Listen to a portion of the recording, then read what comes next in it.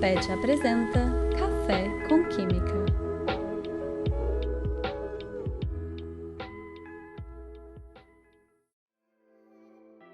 Olá pessoal, eu sou Vinícius Neibert, estudante de Engenharia Química e integrante do PET Química IQ UNB MEC, e estou acompanhado aqui hoje de Bruna Seguins, estudante de Química Tecnológica e também integrante do PET Química IQ UNB MEC. No episódio de hoje, teremos o professor doutor José Alves Dias e a professora doutora Silvia Cláudia Loureiro Dias, como nossos convidados.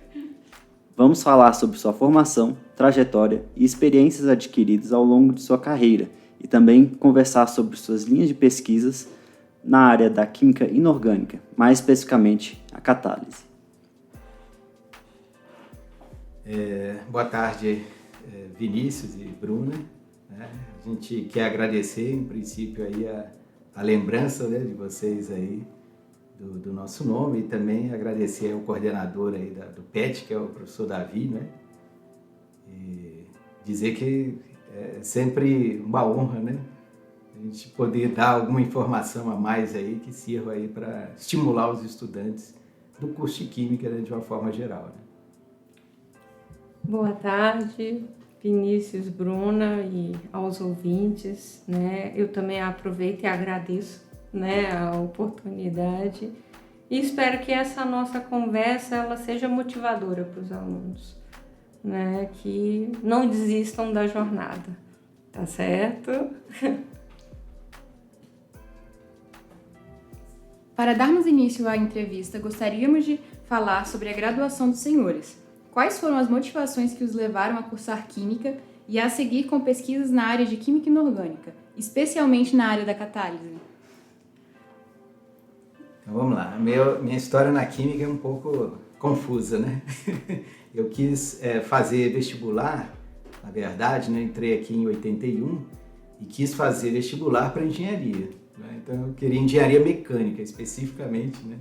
Aí fiz 2 vestibulares para engenharia mecânica, não passei em química, né? Aliás, fiz 3 vestibulares, em 2 eu passei para química, né? E 1 eu nem passei para coisa nenhuma, né? Mas depois disso, né, de passar pela segunda vez para química, né, eu pensei, poxa, mas que curso é esse, né? Então, até lá eu fazia matemática, física, estava fazendo meu curso direcionado a um curso de engenharia, né? E aí eu falei, vou fazer química. E lá em 83 é que eu comecei a fazer, só tinha feito química geral, então aí eu fui fazer química inorgânica básica, né? Hoje é Química Inorgânica Básica, antigamente chamava Química Inorgânica 1, 8 créditos. E aí é que eu fui começar a me interessar pela química, né, na verdade. Bom, a minha história, tanto na época que Zeca fez o vestibular quanto eu, nós tínhamos 3 opções de escolha de cursos. E eu fiz em 84 e coloquei, na primeira vez, acho que engenharia, física, e também não passei. Quando foi no meio do ano, eu tinha colocado psicologia, acho que química e alguma coisa, e aí acabei entrando para psicologia. Comecei a fazer o curso, primeiro semestre, tinha psicologia experimental, mexi com ratinho, adorei fazer relatório. E aí no segundo semestre que eu comecei a fazer outras disciplinas, eu vi que não era bem aquilo que eu queria. Eu já estava fazendo cálculo 2, física 2. Eu falei, acho que eu vou para química, né? E aí naquela época, como eu acho que ainda hoje, os cursos da química sempre tem vaga. Então eu pedi, né, o que na época permitia a gente mudar de curso, fazer uma inversão, né? Então eu poderia acabar a química primeiro e depois fazer a psicologia, né? Então quando eu terminei a química, eu falei, bom, é isso mesmo, né? Me encontrei, né, dentro da química. E eu acho que é essa a ideia que a gente tem que passar para os alunos. Às vezes você não consegue o que você sonha, mas o que você tem na mão, à sua disposição, né? Você é capaz de se apaixonar por aquilo? Então, se for, mergulha de cabeça e trilha o caminho em cima disso, né? Então, depois disso, Zeca já tinha terminado a graduação, que você terminou a graduação em 85. Né? Eu terminei a minha graduação em 89. A gente casou em 87, né? Ele já estava como professor substituto aqui. Fazia mestrado. Exatamente, fazia o mestrado, vivendo com bolsa de mestrado só dele. E quando foi em 91, ele passou no concurso para professor. E aí foi surgir vaga de novo em 93, que foi quando eu fiz concurso. Surgiram 3 vagas. Vários professores se aposentaram naquela época. Na química inorgânica, para vocês terem uma ideia, nessa época ficou só um professor, ou 2, né? Que era o David e o Besley, né? Então, eu fiz o concurso e uma coisa que eu acho que vale a pena falar aqui é o seguinte: se vai encontrar alguém na vida, né, para você dividir, né, sua jornada, que seja uma pessoa que te apoia. Porque teve grande pressão para ele sair para fazer o doutorado logo, né? Naquela época se estimulava demais ir ao exterior, fazer o doutorado completo. E ele aguentou uma barra pesada de entrar no concurso e não sair de imediato para fazer o doutorado. E ele falou para mim: eu vou te esperar. Eu vou esperar você fazer o mestrado e nós vamos os 2 fazer o doutorado juntos. Porque se a gente tivesse ido naquela época, o máximo que eu ia voltar era com o título de mestre, né? E ele falou: não, vamos aguentar, e foi muito bonito, né? Falando um pouco dessa questão, né, de inspiração, né, na química, né? Quer dizer, uma vez iniciado química, eu gostei desse curso de inorgânica. Acho que foi a primeira inspiração realmente em química que eu tive, né? E particularmente com esse professor que foi depois meu orientador e foi orientador da Silva também de mestrado, foi o professor David, né? Então o professor David já se aposentou, ele era indiano, né? Fiz outros cursos com ele, né? Química de coordenação, hoje a gente chama de tópicos em química inorgânica, que chamava Química Inorgânica 3, né? E a área dele era química de coordenação clássica, né? Então quando a gente viu aquilo, achei fantástico. Eu falei: nossa, isso aqui realmente é o que eu queria fazer na vida, né? Aí fiz técnica em pesquisa 1, técnica em pesquisa 2, e aí formei, aí sim fui fazer mestrado, naturalmente fui fazer com ele, né? Porque eu já estava acostumado, né, no laboratório, com a linha de pesquisa e tudo, né? Então ele foi um elemento importante dentro do Instituto, né? Para eu seguir carreira em química, não é? Eu tive outros professores também que, vamos dizer assim, que sempre me incentivaram, né? E principalmente no mestrado, uma vez no mestrado, né? O professor Antônio, né, Carneiro, então, o pessoal todo aposentado, né? Professor Olívia, né, Otônio. Então foram pessoas assim que nos estimularam, né, bastante, né, no sentido de: não, você tem potencial, você vai conseguir, depois pensa em fazer um doutorado, esse tipo de coisa, né? Eu tive quase um pé na analítica, né, lá com o professor Antônio, até hoje ele brinca comigo, eu falo: não, por que você foi fazer mestrado lá com o David, né? Vinha fazer aqui comigo na analítica e tal, né? A gente depois teve um grande colega, que foi o professor Jurandir, que estudou junto comigo, né? Principalmente no mestrado, né? Na graduação ele já estava um pouco mais adiantado. E aí era um laboratório também muito interessante, muito legal, a parte de eletroquímica. Eu quase botei um pé lá, né? Mas eu gostei mais da química de coordenação clássica, e aí acabei mais na inorgânica e não na analítica. E onde surgiu o interesse na catálise em si? O interesse na catálise foi no momento em que a gente decidiu ir fazer o doutorado no exterior. Já diversos professores aqui iam fazer no exterior, especificamente na Universidade da Flórida, que fica em Gainesville. Já alguns professores tinham passado por lá, tinha sido o professor Clausius, que tinha feito um pós-doc, né, Zeca? O professor Andrés, que foi fazer o doutorado, a professora Denise Imbrosi, que hoje é decana, ela também tinha feito lá, então a gente tinha um histórico, né? E o professor Andrés, ele voltou do doutorado dele em 1990, certo? Acho que foi mais ou menos isso, e a gente ficava no mesmo laboratório, que era um laboratório que ficava tanto a inorgânica quanto a analítica. Então tinha aquela coisa de sexta-feira, vamos comer uma pizza? E ficava o Andrés e o professor Clausius falando da experiência do doutorado lá na Universidade da Flórida. E a gente falou, bom, vamos embora, né? E nem eu nem Zeca tínhamos feito curso de inglês, né, antes, então foi hora de correr atrás, investir todo o dinheiro que a gente tinha para conseguir fazer curso de inglês, passar em TOEFL, GRE, TWE, Test Spoken English, né, foram todos que a gente teve que fazer.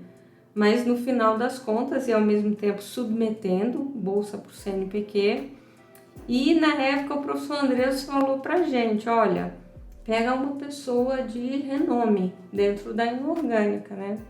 E dentro da divisão de Química Inorgânica na Universidade da Flórida era o professor Drago, que é a catálise.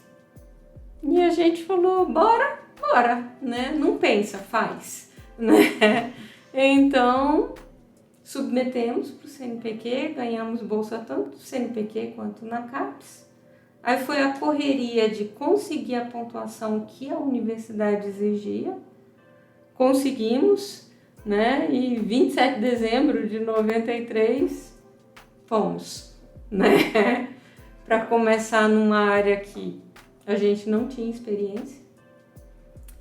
A princípio, eu não gostei, porque era um grupo grande, ele tinha 19 alunos de doutorado. Todos homens, e é difícil você entrar num grupo grande de uma pessoa que ele já era aposentado da Universidade de Chicago e tinha sido convidado para ir para a Universidade da Flórida, então você tem que chegar e entrar no ritmo e a competição é forte, mas depois de um tempo você fala, caramba, ainda bem, né? Porque é uma experiência de vida. Você está num grupo grande e você aprender a se apaixonar por aquilo, né? E ter a oportunidade de participar de congressos onde você vê os principais pesquisadores do mundo ali, na frente do teu pôster, né? E o orientador simplesmente chegava e falava, ele organizava 2 congressos por ano e ele falava, vai vir fulano, ciclano e beltrano. E aí você ia olhar quem eram 3 pesquisadores que tinham publicado no Chemical Review. E aí ele falava, se prepara porque ele vai estar na frente do teu pôster, eu vou levar eles lá, né? Então assim, você vai contra o tempo, mas é uma experiência de vida gostosa, né? Essa ida para a Flórida, né, e trabalhar com o professor Drago foi uma situação bem diferente, né? A gente vinha da inorgânica clássica, né, como a gente define, né, e foi para uma coisa totalmente diferente, né? Uma grande vantagem do Drago, né, que a gente fala, é que a gente escreveu uma carta para ele na época, né? Você não tinha e-mail, não tinha essas coisas, então você escrevia a carta, demorava 1 semana para chegar a carta, né, nos Estados Unidos, né? E ele nos respondeu, né, com 15 dias. Né? E aí a gente pedia a vaga no grupo dele e tal, não sei o quê. Falamos que estávamos com bolsa, acho que naquele momento a gente já estava com aprovação de bolsa no CNPq. Né? E, então ele foi muito rápido, ele não titubeou, né, em responder a gente e falar, não, eu aceito 4 estudantes por ano, né? A entrada lá é em setembro, mais ou menos. Eu aceito 4 estudantes por ano. Então, se vocês decidirem trabalhar comigo, vocês me avisem o mais rápido possível, porque eu já vou reservar 2 vagas aqui para vocês. Né? Aí a gente falou assim, caramba, né? E aí a diferença de tratamento, né? Como a gente fez projetos para professores diferentes, que eu falei, Silvia, não vamos fazer 2 projetos para o mesmo professor, né? Pode ser que isso não vai funcionar no CNPq, né? O ADOC lá vai olhar, vai falar, não, vou dar 2 bolsas para o mesmo professor e tal. Eu fiz um projeto para um outro professor do departamento. Não era tão famoso quanto o Drago, né? Muito engraçado, né, que esse professor ele nunca nos respondeu, nunca me respondeu, né? E nós mandamos 2 cartas, aliás, né? Eu para o Drago e esse outro professor e a Silvia para o Drago e para esse outro professor. O Drago respondeu os 2, né? Ele não respondeu ninguém. Beleza, aí nós chegamos lá, né, e finalmente, e aí a gente, quando passou nas provas, essas coisas todas, né, eles nos aceitou, né? Então essa história é um pouco para frente, mas moral da história, né? Quando a gente ficou lá 6 meses, né, e conseguimos fazer os primeiros cursos, passar nos primeiros cursos, né, esse professor que nunca tinha respondido a gente, e a gente era obrigado a fazer entrevista com vários professores, né, antes de escolher o orientador. Já estava escolhido na nossa cabeça, né? Eu falei, pô, eu não vou dar literalmente virar as costas para o cara que abriu as portas para mim, né? A gente tem um sentimento de gratidão também por isso. Mas aí esse professor, ele veio e falou assim com a gente, eu vi vocês aqui, que vocês fizeram um bom curso de inorgânica avançada na época com ele e tal, e as portas do meu laboratório estão abertas, né? Se você quiser mudar de orientador, pode mudar, e etc, etc. A gente agradeceu e falou, have a nice day, né?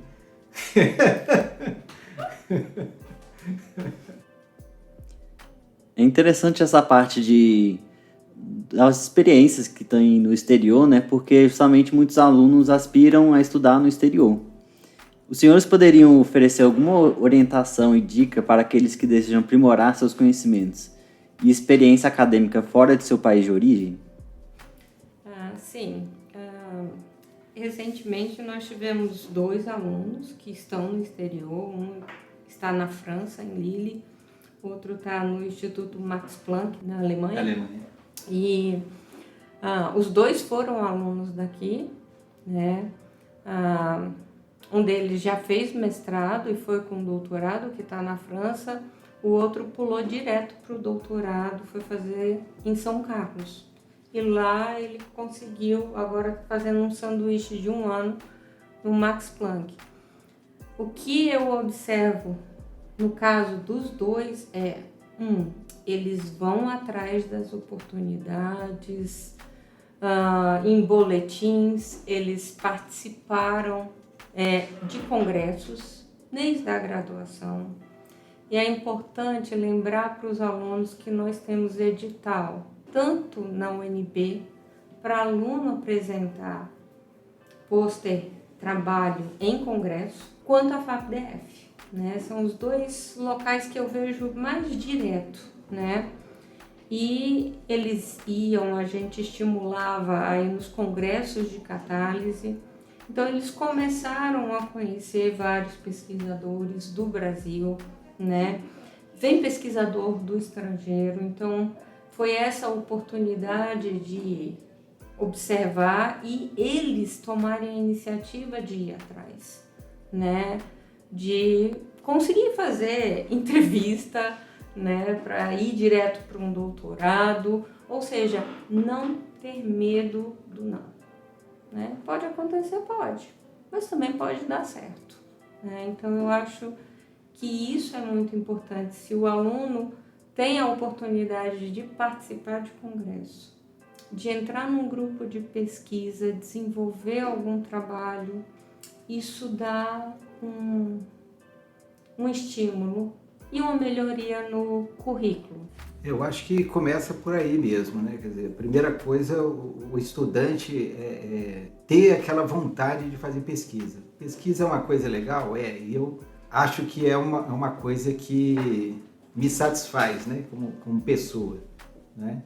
Então, a partir disso, você começa também a tentar, como a Silvia falou, buscar oportunidades, né? Às vezes a oportunidade não vem até você, né? Na verdade, você tem que ir atrás da oportunidade.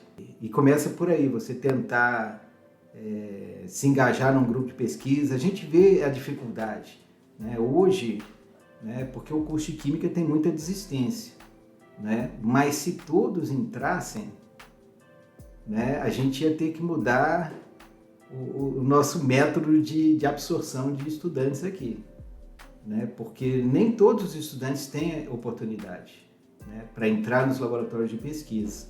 Hoje a gente se dá o luxo de escolher X, Y, Z, né? Quando está cheio você fala, não aceito mais ninguém, não aguento, né? Esse tipo de coisa. Mas, né, se entrasse todo mundo, né, de bacharel, de licenciatura, de tecnológica e de engenharia talvez é o que tenha menos evasão, né? Você não dá conta, né, de surpreender, atender, né, na verdade, toda essa clientela. E é necessário, né, porque, de um modo geral, os cursos de graduação, disciplinas, principalmente experimentais, são muito fracos, né? Então, onde é que você complementa? É na pesquisa mesmo. É na pesquisa. A gente chegou lá fora, né, quando foi fazer doutorado, ainda bem que a gente tinha feito mestrado aqui, né, isso era um ponto importante, e tínhamos experiência da técnica de pesquisa que a gente passou um ano, né? A gente tinha grande liberdade dentro do laboratório de pesquisa e a gente ia lá e trabalhava, fazia muitas coisas, né? Então, essa vivência é importante para você se desenvolver, né? E aí, a partir disso, como a Silvia falou, ir atrás de oportunidades. Primeira coisa da pesquisa é você divulgar o que você faz, né? Então, é um congresso interno só da química. Tudo bem, apresenta lá o seu pôster, né? Começa por aí, depois você vai num congresso regional, depois vai num congresso, né, nacional, depois você vai para um congresso internacional. Então, passo a passo, né? Ninguém quer começar ao contrário porque você pode ter um choque, né? Mas essa coisa funciona, né, gradativamente dessa maneira. Os senhores possuem diversos projetos de pesquisa. Notamos que atualmente tem um projeto em comum, intitulado como Desenvolvimento de Catalisadores para Obtenção de Moléculas Plataforma Originárias da Biomassa. Poderiam contar um pouco mais sobre esse projeto e o que motivou e a importância das pesquisas de biocatalisadores em outros aspectos? Então, deixa eu recorrer aqui aos meus apontamentos aqui. Então, assim, de um modo geral, né, a gente, como pesquisador, uma das coisas boas da academia é você ter liberdade de escolher o que você quer trabalhar. Talvez é o único emprego, né, como eu falo, né, que você tem essa liberdade, né? Você tem que dar aula, tudo bem, tem as emendas dos cursos, você tem que cumprir isso daí. Mas na parte de pesquisa, você costuma ser livre, né? Ninguém te obriga, né, na hora que você entra na universidade, né, fez um concurso, passou, né, e vai fazer lá o seu estágio probatório, né, e você faz um projeto de pesquisa para explicar, né, o porquê que você quer ficar na universidade, né, e ninguém te obriga a escrever sobre nada, né, especificamente. Você é o autor, né? Então a gente brinca, né, que você faz a corda e se enforca, né? Se você prometer uma coisa que você não é capaz de fazer, azar é o seu, né? Mas você tem tudo para escolher uma coisa que você é capaz de fazer e que você vai cumprir e que você vai se fixar no emprego após os 3 anos lá de probatório, né? Então, assim, no entanto, né, a gente tem que ser realista, né? Por mais que você goste de um tipo de pesquisa, você tem que ver também o que está sendo pesquisado, né, no mundo, quais são os pontos importantes, quais são as áreas aí mais deficientes, né, e se desafiar, né, porque é muito fácil você ficar na sua zona de conforto. Eu só faço minha pesquisa, porque é isso aqui que eu entendo, então acabou, né? Não, eu vou fazer isso aqui que não é bem o que eu estou acostumado, né?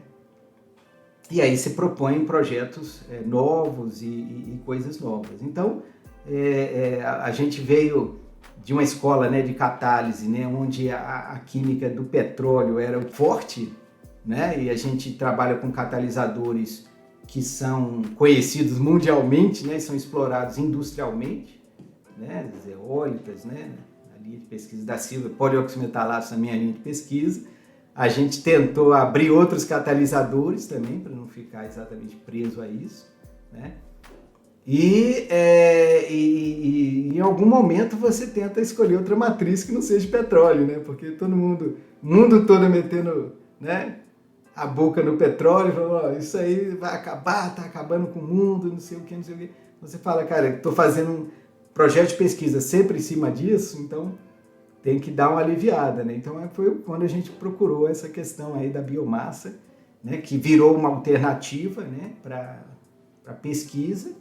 E a gente, na verdade, estamos quase que engatinhando nisso aí. Eu sou sincero para vocês, né? A gente começa lá numa situação modelo e não na situação real, né? Esse aluno, para a gente, só para ter uma ideia disso, esse aluno que está na França, ele está trabalhando com biomassa, né? E aí o trabalho dele é biomassa real, né? Ele pega a biomassa, né? Faz a extração, como é que eles chamam lá, que não é bem extração, mas enfim, é pegar a biomassa e separar nas moléculas, né? Saber tudo que tem valorização, até a palavra da moda é essa, valorização, né, da biomassa. Então fazer isso é extremamente difícil, né?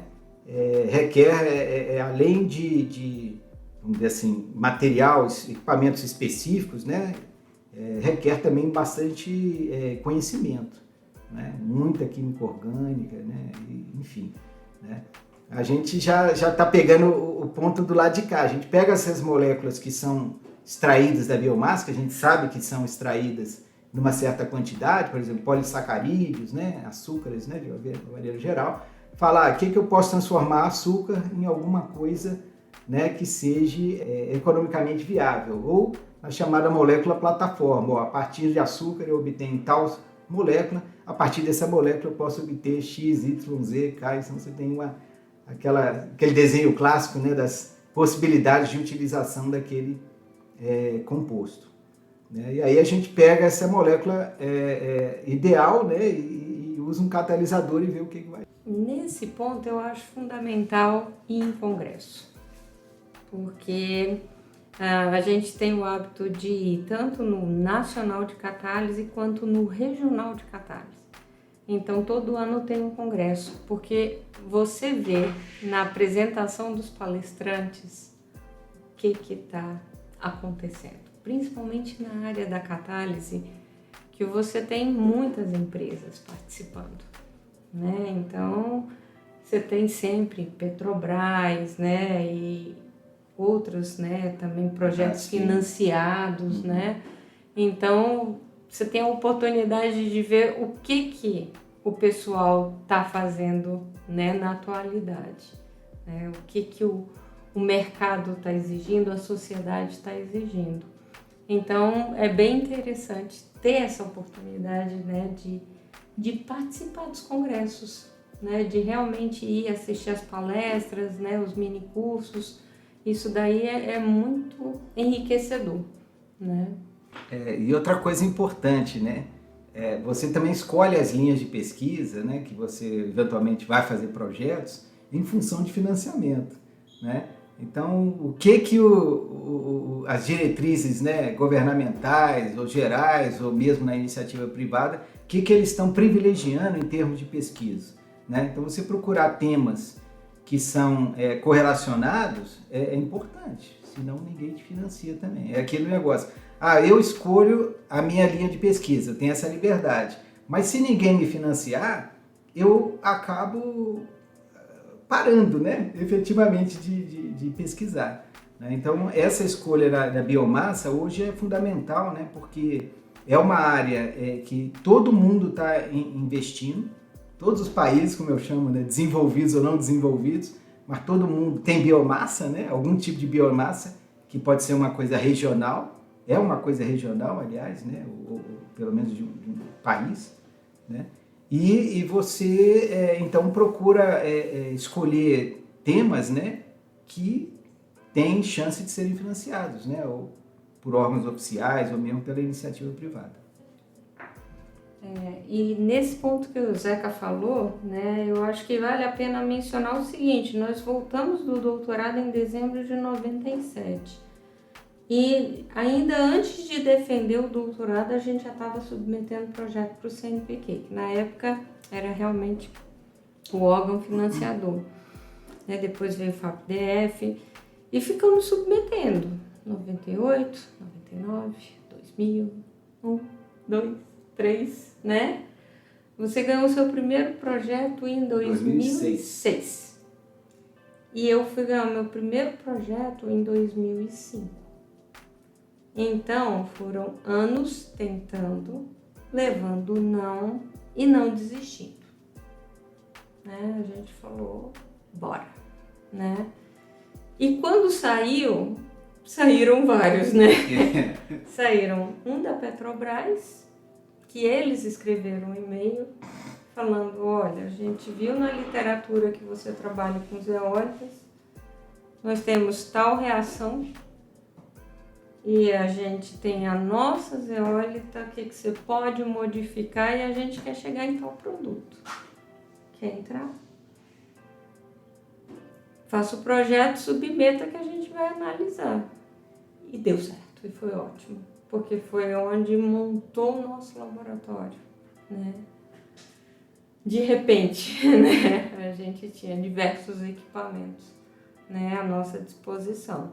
Deu trabalho? Muito, né? Foram ali anos de desespero de dar conta de vários projetos, mas fica para sempre, né? Quantos alunos depois disso puderam, né, ter a oportunidade de fazer uma pesquisa num equipamento, de fazer um trabalho em congresso, poder botar isso no seu currículo Lattes, né? Chegar a uma publicação internacional, porque é isso que os pesquisadores lá fora vão olhar.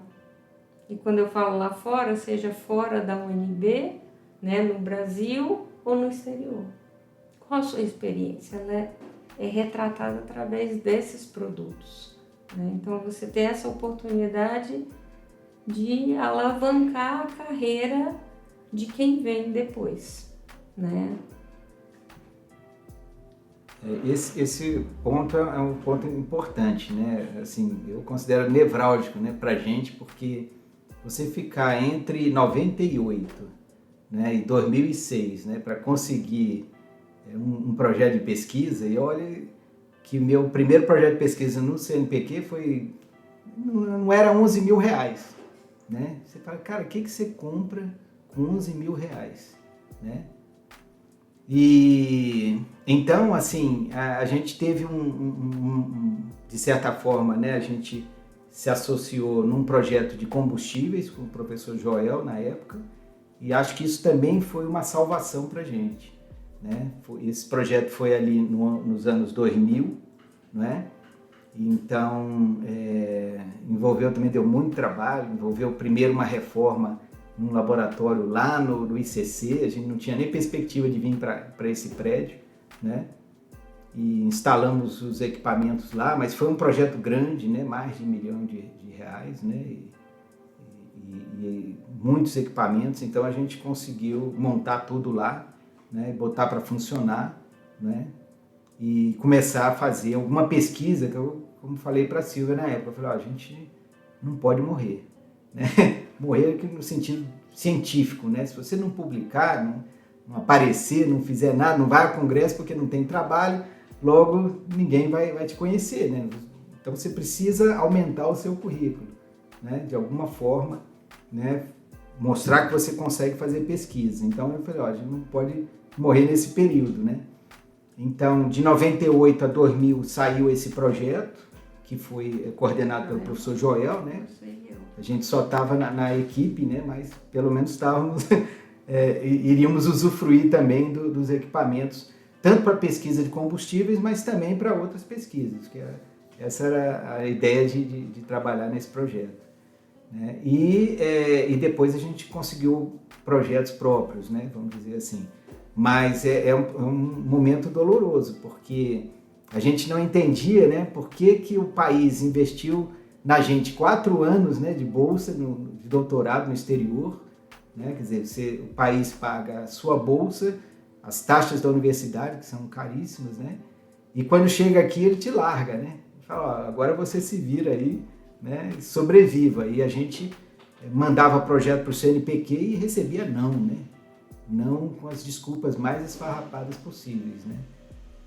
Mas enfim, né? Então é um momento de persistência, né, do pesquisador, normalmente quando ele entra na academia, aqui no Brasil, principalmente em universidades, não do estado de São Paulo, né? Acho que em São Paulo tem outra política, né? Mas pelo Brasil afora, a gente entra e não tem, ninguém te recebe com um enxoval, né? Ou seja, ó, tá aqui, ó, você tem tantos milhões para você fazer sua pesquisa. Pelo contrário, né? Mal te dá uma sala, né? Um gabinete, né? Lá no ICC eu tinha um gabinete mofado, né? Literalmente, né? Além disso, outra pesquisa que também despertou considerável interesse é a intitulada Síntese de nanopartículas magnéticas à base de magnetita para aplicações em reações catalíticas. Poderiam fornecer mais informações sobre esse estudo? Além disso, considerando que há um crescente número de trabalhos envolvendo nanopartículas, gostaríamos de saber se há algum grau de dificuldade específico ao trabalhar com materiais de dimensões tão reduzidas. Então eu até escrevi aqui na minha cola, né, que hoje tudo na química é nano, né? É nano. Daqui a pouco vai cair a escala, né? Vai ser fento, né? Qualquer coisa assim. Mas enfim, né? Brincadeiras à parte, né? Quer dizer, em termos formais, né? A gente está falando de nanopartículas, partículas que sejam menores do que 100 nanômetros, né? Mas muitas das aplicações, né? A gente vê aí na literatura que envolvem partículas de tamanho de 10 a 20 nanômetros, né? E, enfim, então a química é nanométrica por natureza, né? Mas a formação dessas nanopartículas, né? E as propriedades que se descobriu que essas nanopartículas têm, vamos dizer, em termos singulares, né? Fez com que virasse uma corrida em cima de trabalhar com nanomateriais, nanopartículas, nanocatalisadores, então tudo é nano, né? Porque dentro desse universo você tem, né, alguns comportamentos diferenciados, né? Então, para a gente, assim, na catálise, basicamente, a gente trabalha com catálise heterogênea, né? Então, a catálise heterogênea você tem 2 fases, né? Normalmente os produtos numa fase e o catalisador em outra. Se os produtos são gasosos, a separação é imediata, não tem muita dificuldade. Mas se os produtos são líquidos, né? Então você separa do catalisador via o quê? Uma centrifugação, uma filtração, são os processos normalmente que você utiliza para fazer essa separação. E se você tiver um catalisador magnético, né, você poderia fazer uma separação usando um ímã, né, um magneto, um ímã, né? Então é uma coisa muito, muito simples, né? E obviamente, né, no mundo todo mundo teve a mesma ideia, todo mundo está trabalhando com isso não é original nosso, né?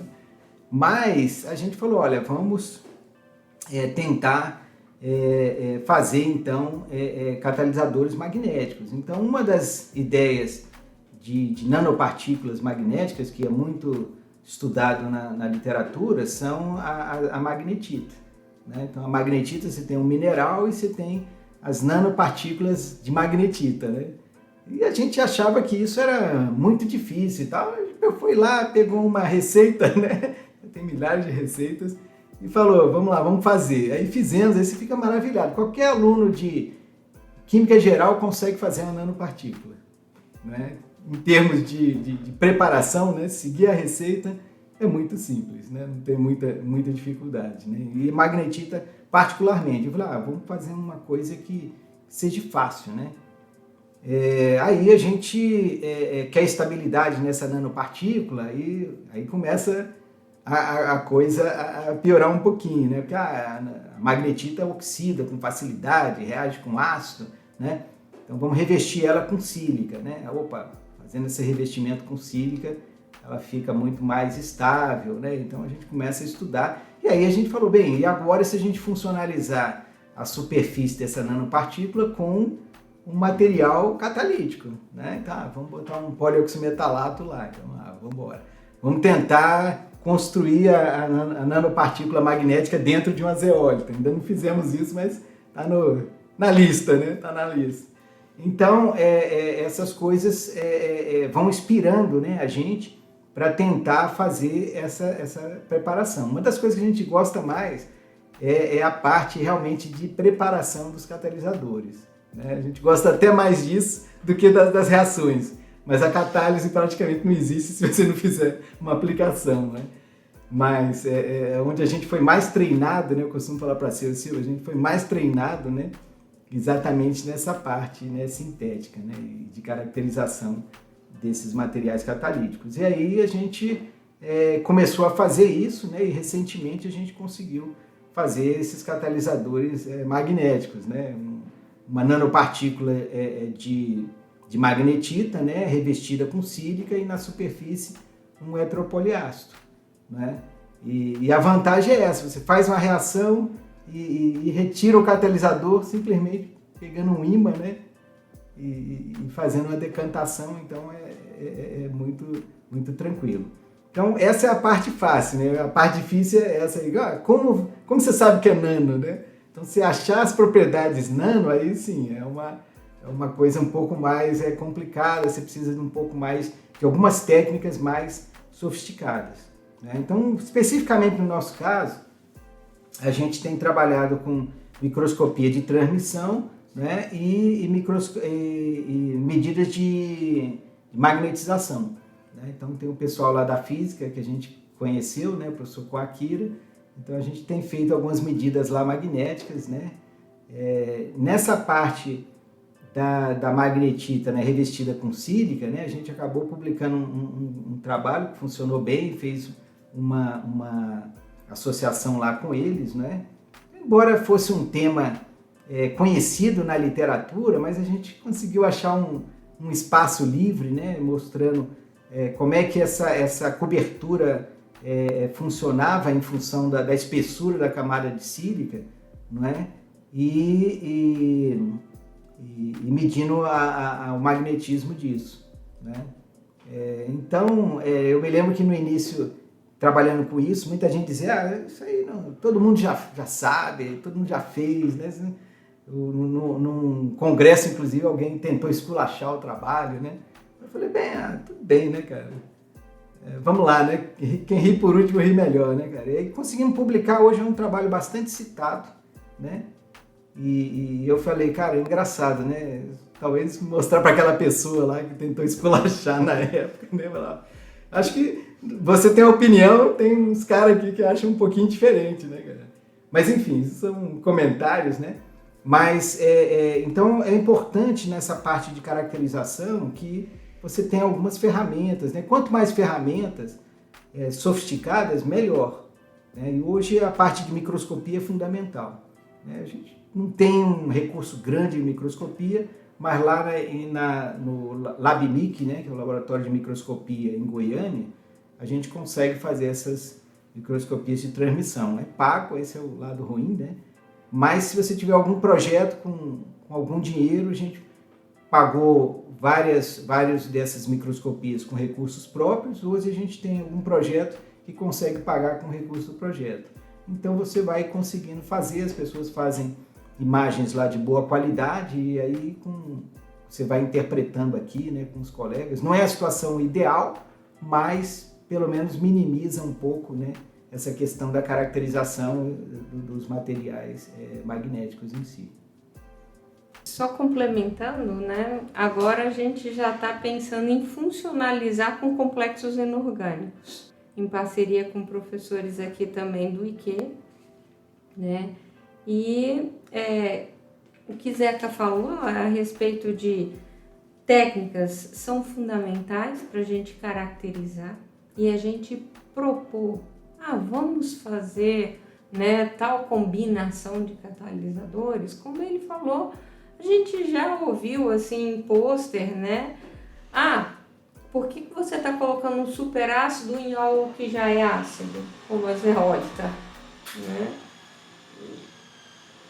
Você fala, porque vai dar propriedades diferentes, né? E realmente você chega lá, você consegue, você faz uma aplicação, né, em algo diferente e o material funciona, né? Então, não só fazer o catalisador por fazer, mas caracterizar bem. E se não tiver recursos, muitas vezes é algo que a gente tem com os dois, vamos pagar no nosso bolso? Bora, dá para pagar? Então bora. Né? Mas não vai ser isso que nos vai estancar. Além disso, vimos que vocês atuaram em diversos periódicos como revisores, dentre eles a Química Nova, Journal of the Brazilian Chemical Society, Catalysis, Science and Technology, entre outros.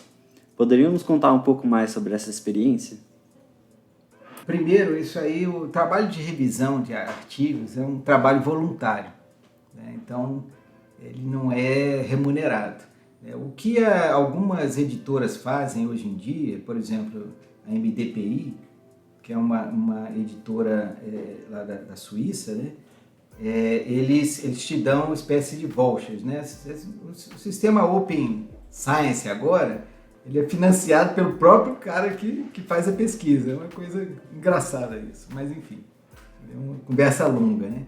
Mas, então as revistas, quando você vai publicar um artigo nesse sistema Open, né, que seria aberto para todo mundo, para ele ser aberto, alguém tem que pagar a conta, né? Então, a gente tem periódicos que custam, sei lá, $2.000, né? E tem periódicos que custam $20.000, né? Então, você pega uma Science da vida, né? Se você quer publicar, né, um artigo open, né?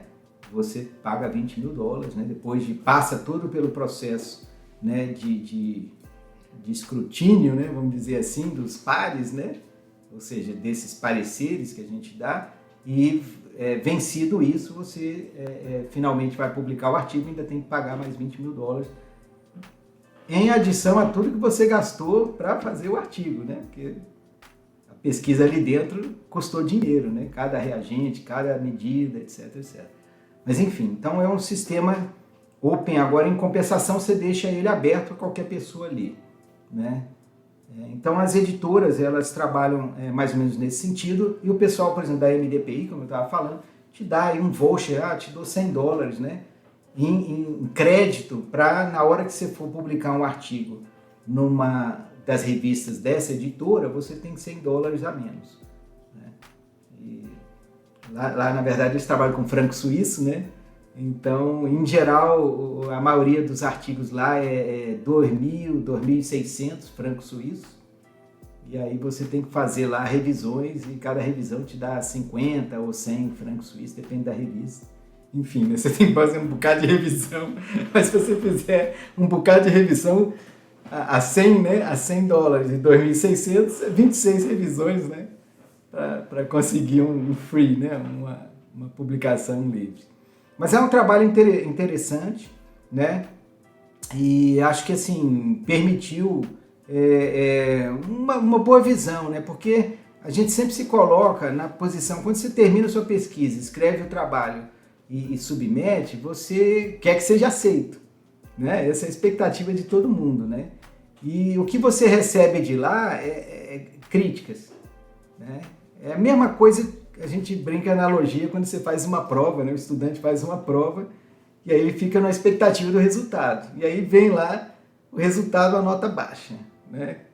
Então, às vezes, a nota baixa você sabe por quê, porque você errou isso, né? Então, quando te explicam por que você tirou uma nota baixa, você, apesar de ficar decepcionado, você entende, né? A pior situação nos artigos é quando você rejeitado, né? A gente chama de rejected, né? O artigo é rejeitado e não te explicam por quê, né? Então, esse é uma das coisas que a gente tende a tentar entender, né? Nesses anos todos, né? Fazendo revisões por pares, que a gente chama, as tais revisões por pares, que às vezes parecem mais ímpares, né, que a gente chama, dado a falta de tato, né, que alguns revisores têm nos pareceres. Né? O que é um parecer? Parecer é uma opinião. Né? Eu posso dar uma opinião sobre qualquer coisa. Não significa que minha opinião é a correta, né? Outras pessoas vão julgar essa opinião. Né? Mas, botando do ponto de vista estritamente técnico, né? Então você tem que tentar dar uma opinião da qualidade, né? Mas principalmente se você vê um erro no trabalho, você indicar um caminho, né, para o pesquisador. Então fala, olha, cara, seu artigo não está sendo aceito agora por causa disso, disso, disso. Se você corrigir isso, você tem chance de ser aceito. Né? E não, a gente vê uns comentários como assim, olha, seu artigo é uma porcaria. E pronto. Né? Não sei nem como o editor permite, né, você receber num filtro um tipo de comentário desse. Né? Recentemente, eu fiz um parecer e depois que você faz o parecer e manda, né, muito das revistas, a maioria das revistas permite que você tenha acesso ao parecer dos outros pareceristas. Né? Tudo de forma anônima, né? E aí tinha um comentário, né, o inglês desse artigo é ininteligível. O cara só escreveu isso. Então, está rejeitado o artigo. Então, aí você olha, né, você fala, sim, o inglês está ruim. Não está bom, né? Você vai lá e fala, ó, tem que arrumar alguém, especialista e tal, dar uma melhorada nesse inglês, né? Mas vamos lá, do ponto de vista químico, o que você está falhando aqui? Ó? Isso. Você tem que melhorar nisso. Né? Melhora nisso e escreve melhor, a coisa vai para um caminho. Né? Então, a preocupação desses anos, né, fazendo esses pareceres, foi a gente vai ganhando experiência, porque os primeiros, você vai com a mentalidade também do corta a cabeça, né? Vamos lá. Porque o cara que vai olhar o seu artigo, ele bota uma lupa. Ele não quer ver o que está certo, ele quer ver o que está errado. Né? Agora, tudo bem, é obrigação, né, de você ver o que está errado para chamar a atenção para não deixar ser publicado. Né? Mas você não pode também, né, esculhambar, né, quem fez a pesquisa porque ele fez uma coisa errada, ele fez um equívoco. Né? Então você não sabe as circunstâncias que a pessoa teve para fazer aquilo, né? Não sabe as condições. Às vezes as pessoas exigem de outros, né, condições que ela tem em termos de equipamentos, né, e possibilidades que o cara que submeteu o artigo não tem. Né? Então é cobrado, né, por uma coisa que você não tem. Então é uma experiência interessante, porque você sai dessa mentalidade, né, de cortar a cabeça, né, para você tentar realmente ajudar o conhecimento. Porque o objetivo do artigo não é só você publicar e falar, eu sou o melhor e tal, né? Como é muito da mentalidade. Eu publiquei na revista com o maior fator de impacto e tal, né? Isso é importante? Porque o mundo científico gira em torno disso. Agora, mais importante é você fornecer informações corretas sobre aquilo que você está divulgando. Né? Então, a preocupação, isso ajuda a gente a ter uma autocrítica também na hora de você escrever o manuscrito, ser detalhista, né? Na parte, por exemplo, experimental. Hoje é uma das coisas que eu vejo mais na hora de ver um artigo e falo, isso aqui é reprodutível? Se eu trouxer para o meu laboratório eu consigo fazer? Sim, não. Se não, o que falta? Isso. Você tem que me dizer como é que você fez isso. E aí você cobrar do cara, né, para ele colocar os detalhes. Né? Mas cobrar civilizadamente, não pejorativamente. Né? Que é o que a gente observa muitas vezes nas análises dos nossos pares. Né? E voltando a essa questão de dificuldade que a gente encontra na vida, é fundamental os alunos entenderem o seguinte, que você pode ter dezenas de artigos e eu falo no nosso caso específico, e somente um foi aceito direto. Todos os outros tiveram comentários, sejam minor ou major. E a gente não refutou, não recuou. Você fica com raiva naquele momento? Fica. Mas depois você fala, como é que eu posso rebater? Né? E você entra na discussão e você vai até o final. E no final é publicado. Né? Pode demorar um pouco? Pode, mas vai. Mas não de que a gente já viu pesquisadores que recebem um não e diz, deixa isso para lá.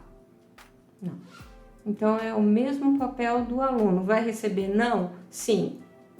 Mas eu vou continuar tentando. Bem, muito obrigado, professores, pela sua participação e por terem compartilhado um pouco mais sobre sua carreira. Foi muito proveitoso. Bem, a gente que agradece, né, a oportunidade, né? Com certeza a gente poderia ficar a tarde toda conversando, tem muitas histórias, né? Mas eu espero que isso sirva de estímulo, né, para os estudantes, no sentido de procurarem, né, aqui na vida acadêmica, né, um rumo, né, alguma coisa que eles consigam se apegar, né? Assim, foi muito difícil, né, no início do curso, né, voltando lá para a graduação, porque quando você já está no mestrado e no doutorado, é mais fácil você seguir em frente, no sentido de que você já tem um pouco mais de maturidade, né? No início da graduação, onde tem grande desistência, talvez esse seja o segredo, né, para a gente olhar e tentar estimular os estudantes aí, nessa etapa da universidade, né? Porque você entra aqui muito imaturo, né? Eu falo por mim próprio, né? Para eu próprio, e você pensa que isso aqui é uma extensão, né, do seu ensino médio e tal. Então, no primeiro semestre ali você tenta, né, levar na flauta, né? E aí você percebe que o ritmo é outro, né? Principalmente na UNB, né? Na universidade pública de uma maneira geral, né? Então, o estudante tentar se ligar, né, em alguma coisa que ele goste, né? Essa ida para os laboratórios, né?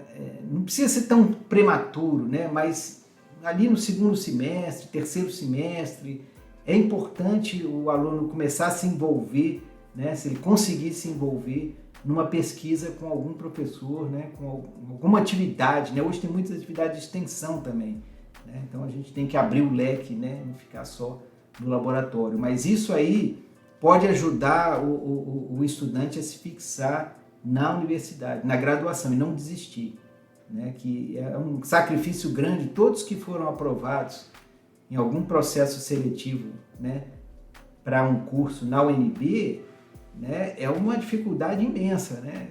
Se a pessoa olhar, né, é o tal do funil que a gente continua com o mesmo desenho, né, que era na nossa época e continua agora, né? Então, o número de vagas é muito pequeno, a quantidade de gente é muito grande, né? Então, você desistir disso, abrir mão depois, você pensa, poxa, eu tirei a vaga de alguém, né, que de repente poderia estar aqui, né? E para você mesmo, será que eu vou abrir mão e vou ter oportunidade melhor? Né? Então é uma coisa que tem que se pensar, né? Mas precisa também ser estimulado aí para os estudantes, e é isso que é o nosso papel, né? Lá nos cursos de entrada, lá na Química Geral, etc. Né? Eu que agradeço a oportunidade, tá? E a única coisa que eu quero deixar é que nós estamos aqui para acolher, né? Esse é o papel, é dar boas-vindas aos alunos, por exemplo, na disciplina que a gente ministra, que é Química Geral Inorgânica, né? Realmente acolher e ver crescer. E mostrar para eles que às vezes não era bem aquilo que você queria, mas qual a oportunidade que eu tenho na minha mão? Então, vamos mergulhar fundo e vamos dar o máximo, né? Que dá certo. Tá joia? Obrigada. Ficamos por aqui hoje. Mais notícias sobre o podcast Café com Química e também as outras atividades do PET Química e UNB-MEC podem ser encontradas no nosso Instagram, @petquimicaunb, e no nosso site, petquimica.iq.unb.br. Obrigado por ouvir nosso podcast de hoje. Até a próxima. Este episódio foi feito com a participação de Vinícius Neibert e Bruna Seguins como entrevistadores, Ellen Ferreira como editor, Linara Tarusa como roteirista. Também gostaríamos de dar nossos agradecimentos ao Ministério da Educação por meio da Secretaria de Educação Superior e ao Fundo Nacional de Desenvolvimento da Educação, FNDE, além do Instituto de Química da Universidade de Brasília.